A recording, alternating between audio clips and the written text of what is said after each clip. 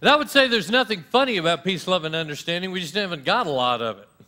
You know, as we look at our family and think about the different places that we walk in, the first thing that we have got to begin to take responsibility for as we begin to look at this topic is that none of us are balanced. No, not one. Now, see, I always think I am. I mean, seriously, I am so arrogant. I mean, if you were to, can I be transparent here for just transparent? That'd be a lie. Can I be translucent? I wouldn't show you everything. I'll show you a lot, but not all. But, I mean, really, seriously, I stand there during most of my life going, all these idiots fall to my left and right all the time. Why can't everybody be as healthy as I am, right? You know, because I am the pinnacle. I am the center of balance, and everybody can, until I start having enough conversations to realize I'm the weird one. Evidently, nobody sees this the way I do. Well, where's your head, right? As we begin to look at this topic, one of the things that we're going to discover very quickly is that every one of us are blinded at some point. Every one of us, nobody comes to any topic blank slate. Every one of us bring presuppositions, we bring our own biases, we bring all of our own baggage, our history, we bring a whole crew of stuff with us. Now, the passage I want to start off with this morning is 2 Timothy 4:3. Paul says to Timothy, For the time will come when people will not put up with sound instruction, teaching. Instead, to suit their own desires, they will gather around them a great number of teachers to say what their itching ears want to hear. They will turn their ears away from the truth and turn aside to myths, but you keep your head in all situations. I love this passage. The only thing is, I believe the time had already come and continues to come all the time. I want people to tell me what I already believe. I want people to agree with me. It really takes a lot of discipline for me to walk around, and you hear me, I do this. I send out emails to my staff and whatnot and go, show me my blind spots. Not that I like that process. They actually do it now, At first, they were real kind of casual, and they would, just to test me out to see if I was going to freak out.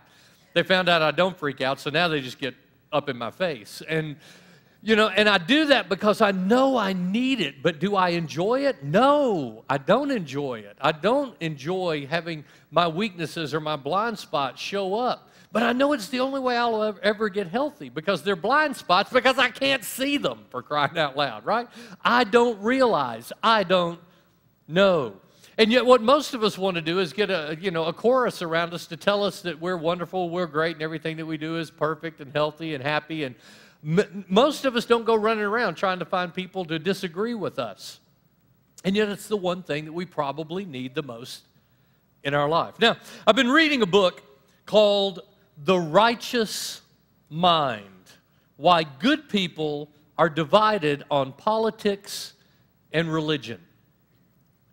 Now, this is a very powerful book. First of all, it was recommended to me in my book recommendations because I love books built on sociological and psychological studies. You all are weird, and I love finding out how you think, right?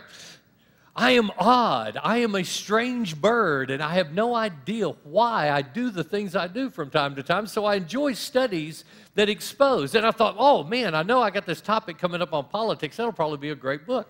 So I'm going to refer to you a couple of things. The first one, in their scientific research, they said no matter how much we would love to say, I am a rational being and I make rational decisions, the fact is we are not. We are emotional beings, and 90% of what we do without trying is emotional, and our intellect has some bearing on that, but mostly it's emotional. Now, he uses an illustration through this whole book. He says our emotions are an elephant and our intellect is the rider. Now, I want you to look at the disparity between the size of the elephant and the guy up there on top trying to get this elephant to go somewhere, right? Big elephant. Now, I've ridden a horse a couple of times in my life, and I decided that I am really glad that my car has no volition.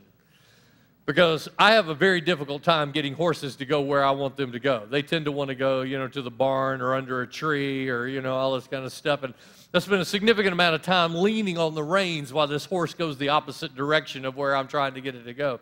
And I'm sure if we had a better relationship, it might work out a little better, but I've never really gotten to know a horse well enough to where you said, okay, John, you're in control, man. So I've had frustrating experiences.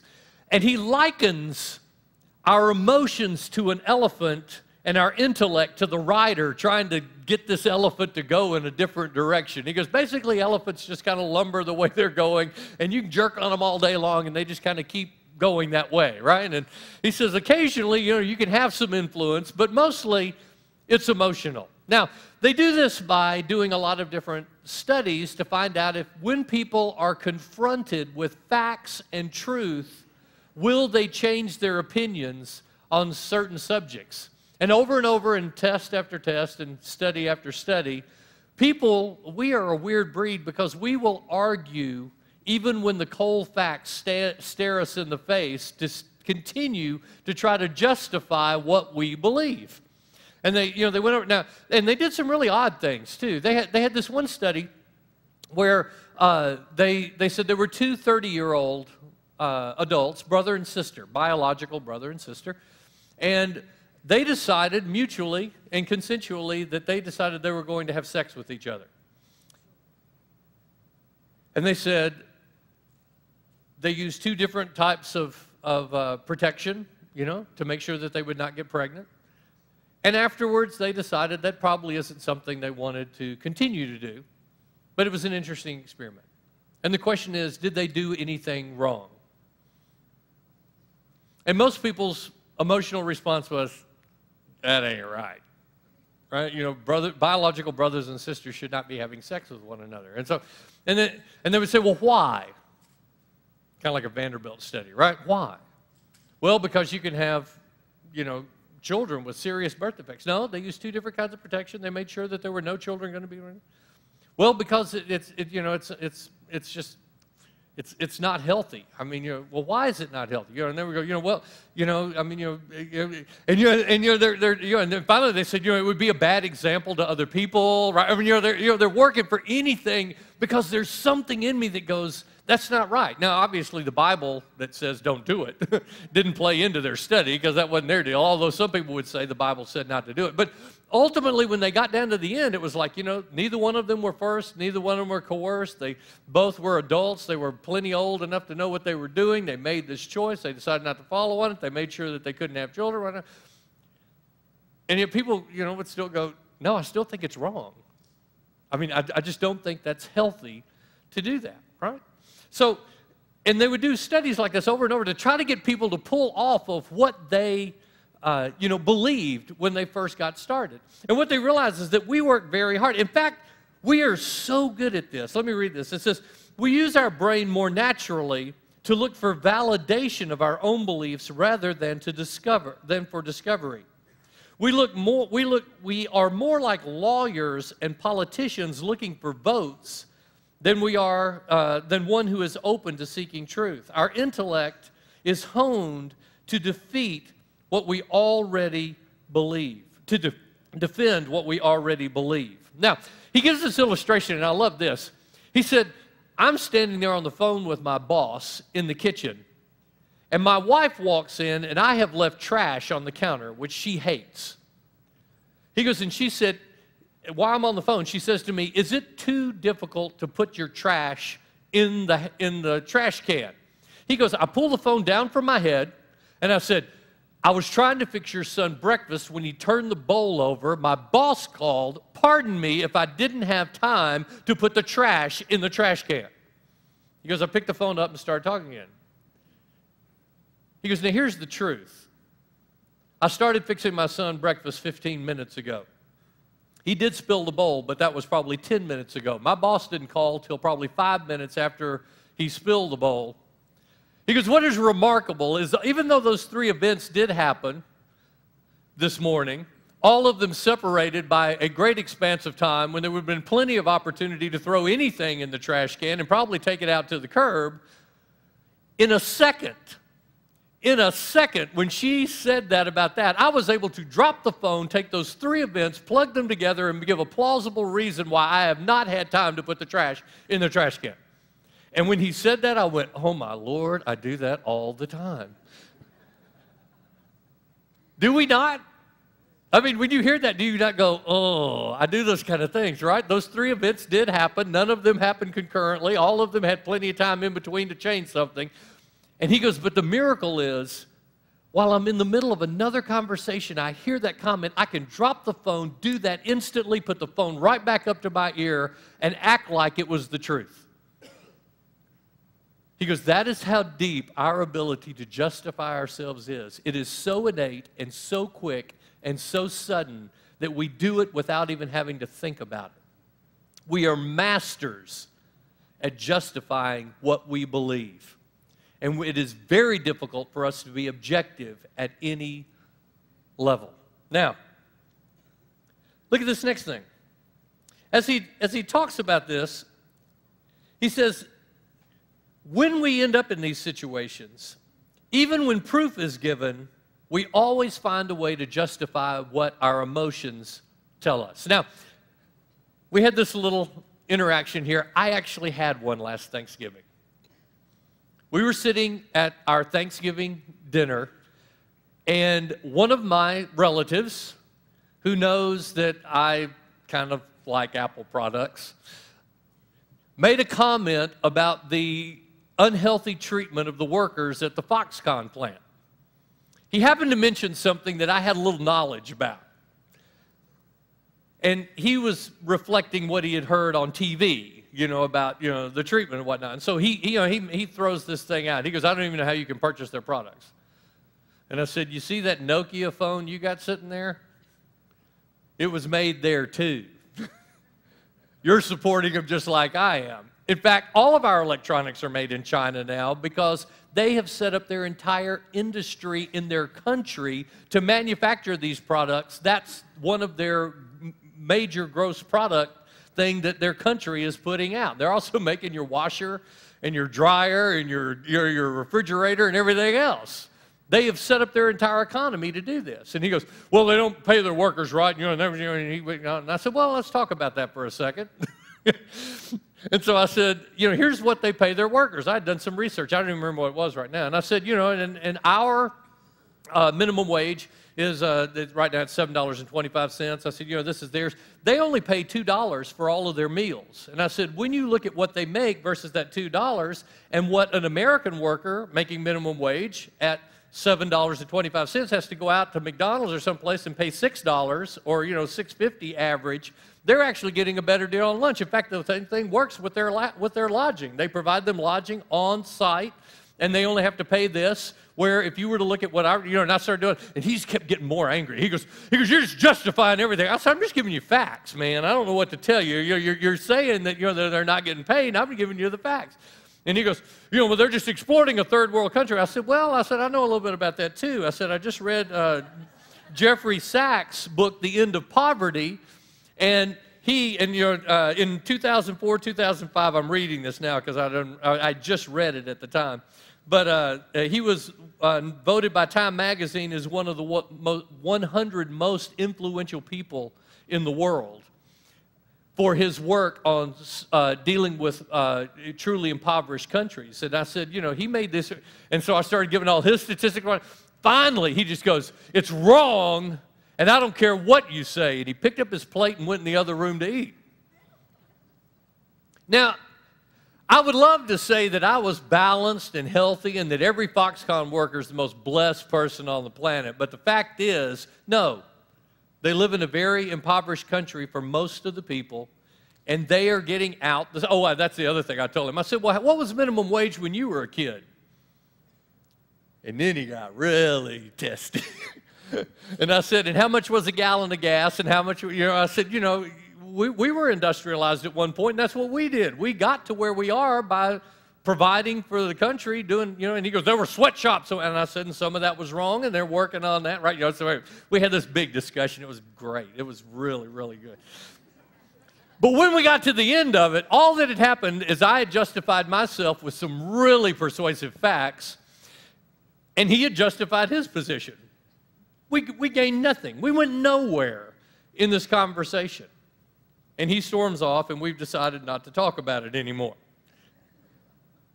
What have I learned about that? If we were to have that conversation this Thanksgiving, it would be radically, radically, radically different than that, because I've learned some stuff. So let's talk about what we've learned. First of all, persuasion can only start with listening and fully understanding someone else's position.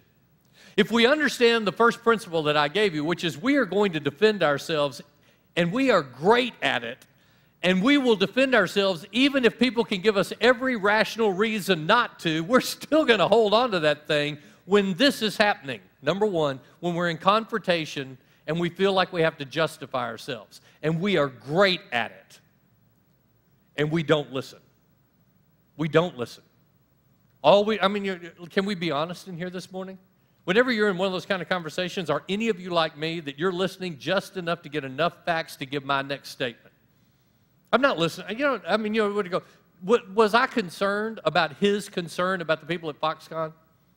No, I was concerned about winning this argument because he jumped up in my face, baby, and I got facts over here, so I'm getting ready to work you over with the truth, right? And so I was not concerned about why he was concerned. I wasn't trying to listen or understand him or get any understanding of where he was coming from. I was defending my stuff because I knew something about this thing, right? Showing what I know. And that's our tendency. That's what we do.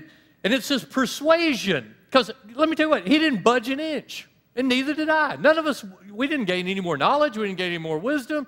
We each stayed our position, decided to eat in separate rooms. If I really wanted to actually have an impact and maybe give him a different perspective, it's not going to come by arguing.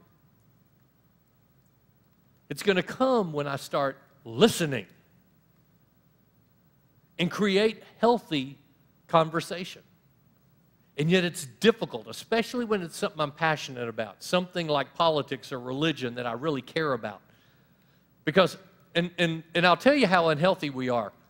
You ever listen to someone in the opposite camp of where you are, and the second that they say one of those buzzwords, you just all of a sudden feel your blood pressure rise? You know what I mean? They bring up that issue, whether it's abortion or it's, taxation or, whatever it is, and you're just like, oh, crap. No, don't even go there with me, right? You just feel yourself starting to seethe over whatever that issue is, right? And it's because of that emotional thing. Now, here's the interesting thing. The reason I told you the story I told you before about the brother and sister is they did this study and they had the same thing.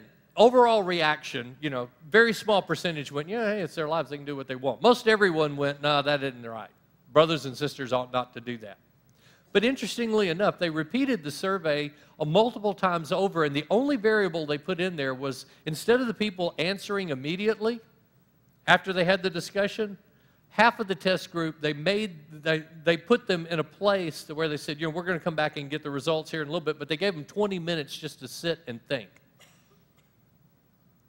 And when they did that, the people who ended up undecided about whether or not they thought it was, even though they very much thought it was wrong at first, when they had 20 minutes to think about it, some of them went, I still don't think that it's a good thing, but I don't know that I could say that it was wrong. And the only difference was they just had time to think. They got out of the pressure cooker, and they had time to breathe and go, let me consider what was put before me. Is that there, We need to know that, because most of the time, if we have something that is worth saying and we want someone to actually be able to hear it, we have to understand that if they don't think that we are listening, they are never going to come off of their position. And if they don't have time to process, they're never going to change. Our emotional elephant is going to trudge forward at full pace, especially when we feel like there is confrontation.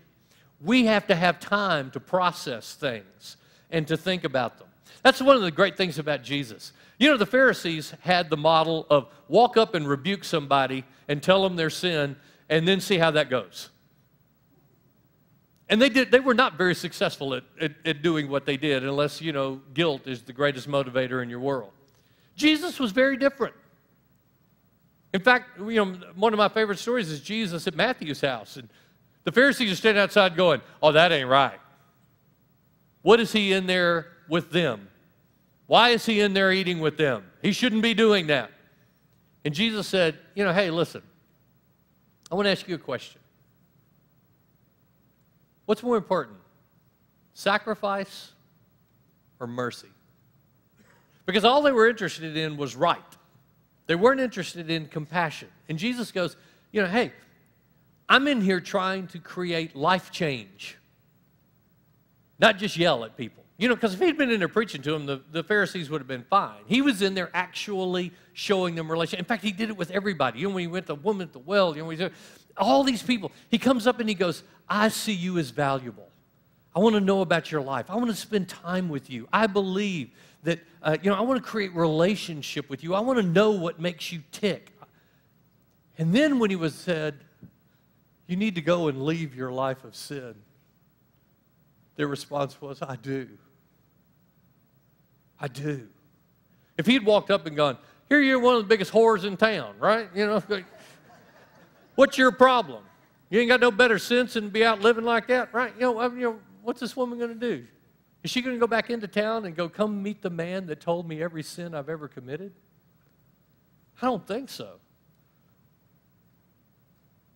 I tell people all the time, that's the last thing I would ever, if I ever found somebody who could tell me every sin I've ever committed, I wouldn't go into town and try to find people to go meet them, right? The reason she did that was because I believe it was the first person that had ever truly loved her and showed her respect, possibly in her whole life. And it changed her life. Most of us are not unaware that we have issues. We just justify them all the time, especially when we're attacked. The only way that real life change comes is we've got to find someone that will listen to us and help us see through a great, healthy relationship. And yet most of our human nature wars against that. We want to justify, we want to argue, we don't want to take the time, and we don't want to know. As we begin to look, it was really interesting. They did an IQ study in this book. And they found out that people with a really high IQ are great at defending themselves. They can come up with argument after argument after argument, just fast, boom, boom, boom, boom, boom. But when they tested them, the people with the highest IQs, on the ability to give opposing views of their situation, they were just as bad as everybody else in the survey. Almost none of them could give the other side of their argument with any intelligence. I'll tell you one of the most embarrassing things I've ever seen is they did a debate between atheists and Christians. And I don't even remember where the debate was held. But it was embarrassing because the atheists could articulate the Christian position better than the Christians could. They were well versed with both sides of the issue.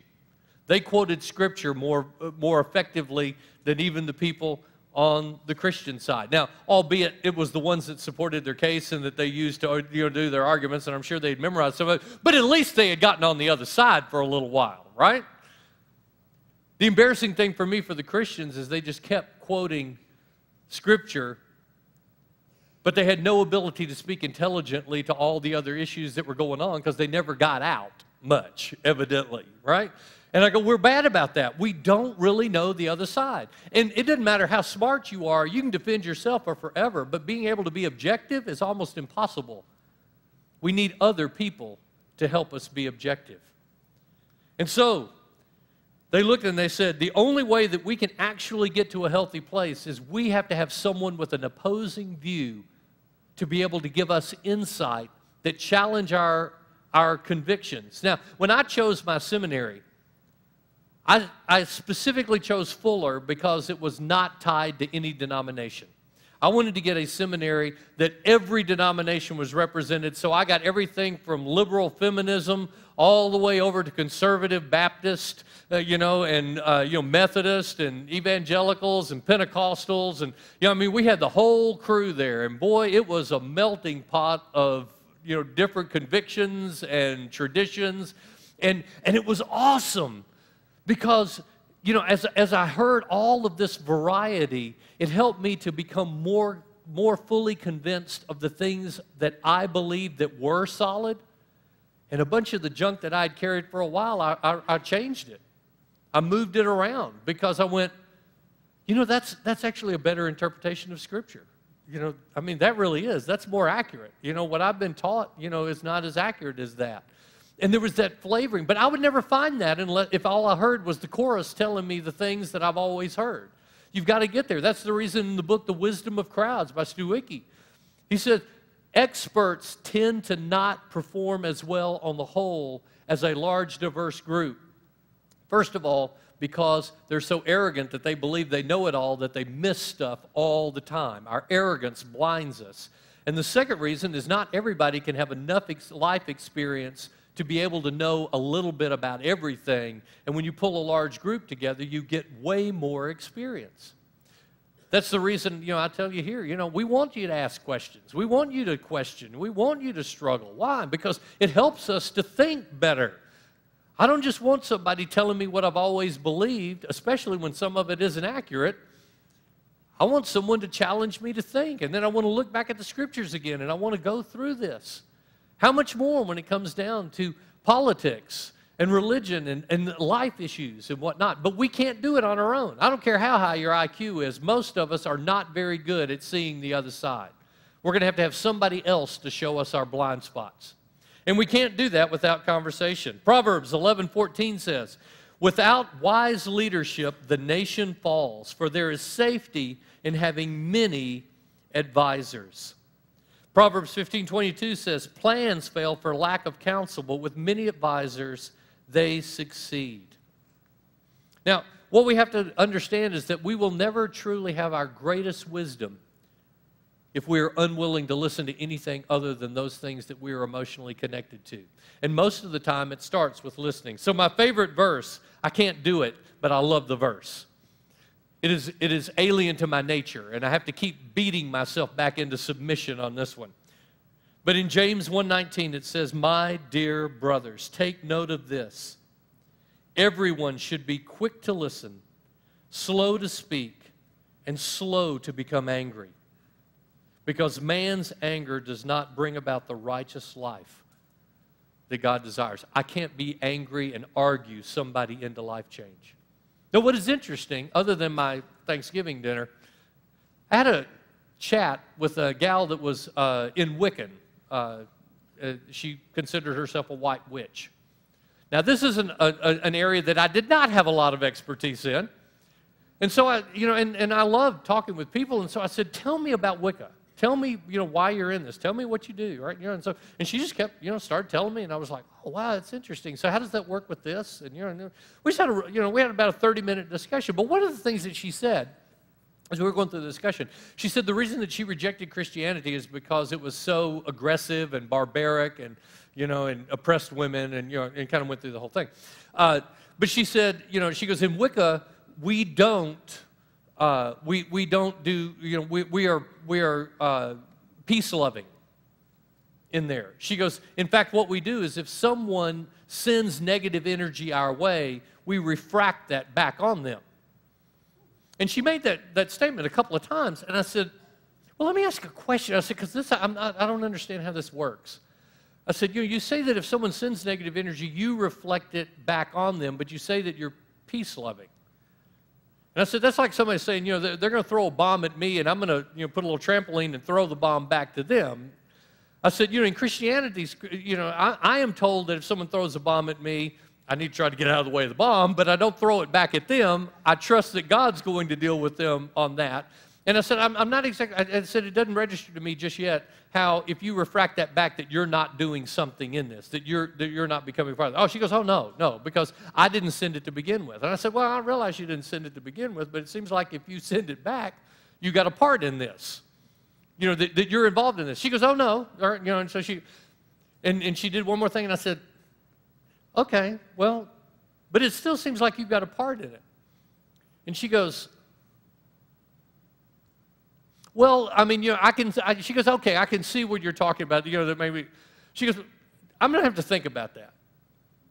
And I went, I didn't know what I was doing, at that time. But what was happening was I wasn't trying to challenge her. I was continuing to ask questions to try to clarify what she was telling me. And somewhere in asking questions about what she was trying to tell me, she looked at it from a different place because it wasn't argumentative. I mean, I was really seriously trying to learn from her, but I saw an inconsistency that came there. I believe that's what Jesus did. I believe that's what he tells us here. When we're quick to listen, slow to speak, and slow to become angry, when we're truly trying to understand another person's position, trying to walk with them, it will probably change me because I have biases and I have some things that might be out of kilter, and it'll open my eyes. But it is the one way that I can have influence on someone else. And the more that I've learned that, the more that I have discussions with people and realize that, I'm not here to change you. I'm not here to fix you. I'm not here to argue with you. But I do want to share what I believe God has shown me. And, when I say, and I have found that I can be as firm in my convictions as I want to be. I can share almost anything as long as I don't put a person in a position where they have to either agree with me or disagree with me. When I put them in a position going, and I realize you may not accept that. It's taken me a long time to get here myself, but I really do. I believe that this is the way God works, and I believe that this is where health comes from. And, if you reject that, that's fine. But, it's amazing how many times they stay in the dialogue. In fact, I had one of the greatest compliments earlier this year when I was working on the manuscript that I'm working on. And the very day I was talking about creating the ability for real questioning to take place was the time that the Chick-fil-A thing was going on. And I had someone who is not a Christian send me an email and said, they attached a email that somebody had put out, or a post somebody put out on Facebook. And their comment to me was, I appreciate the fact that even if you agree with this statement, you've never put me in a position to where I felt like that I had to either be your enemy or be your friend. It said, that's the reason I keep coming to God. Why? Because I do want to hear what you have to say, even though I don't consider myself a Christian. And I realize some Christians might not consider that a compliment, but I consider that a compliment because even though we don't agree on something, we're still in dialogue together. And I don't have to change. I mean, his statement, you probably, agree with this person for all I know, but you've never put me in a position where I felt like that I had to either be your enemy or be your friend, that I was always able to be in the conversation. And I'm challenged by what you say, and I hope you're challenged by what I say. And I go, that's where I want to be. I want to be in a place to where the dialogue stays there. Because if not, I'm just going to have a church full of people that all agree with me, and the people that disagree with me never stay. They just leave and go find some place where they can hear somebody that tells them everything they want to hear. Right? You go, is that healthy? I don't think so. I don't think I'm ever going to grow in an environment like that. I don't think any of us would. God has called us to recognize what these studies say. We are not able to truly be rational. We will defend ourselves even when we know we're wrong. We will find every excuse to stay on that course unless we can do what Jesus said, deny ourselves and take up his cross and follow him. It's not about me. And then I never stop growing, that I'm always in a place to be taught and learn. But I am convicted about certain things, and I am passionate about them. But I don't make people my enemy if they don't believe. I stay in that dialogue so that I earn the right to share what I believe God has said to me. I believe that's an incredibly healthy position to be in. But it's a very difficult thing to do. My human nature wars against it. I get my righteous rankle up. Let's pray. Father, I know Jesus in one of the most decadent societies, the Roman Empire, with a pagan temple on every corner, with most of the sacrificial meat in the meat market offered to idols. And yet he engaged people. And he did it because he loved them first. He didn't try to argue with them. He actually created relationship, and through that earned the right to share the truth. And when he shared truth, it changed people's lives. Father, I wish I had only truth, but I don't. I realize I'm still learning. And I want to learn from others, and I want your truth to guide me. And I want to earn the right to share it with others. So, Father, I ask that you would help each of us, whether it's around a Thanksgiving table or wherever we are, that we would be quick to listen, slow to speak, and slow to become angry. That you would give us the maturity and the discipline to be able to do the things that really do promote healthy conversation.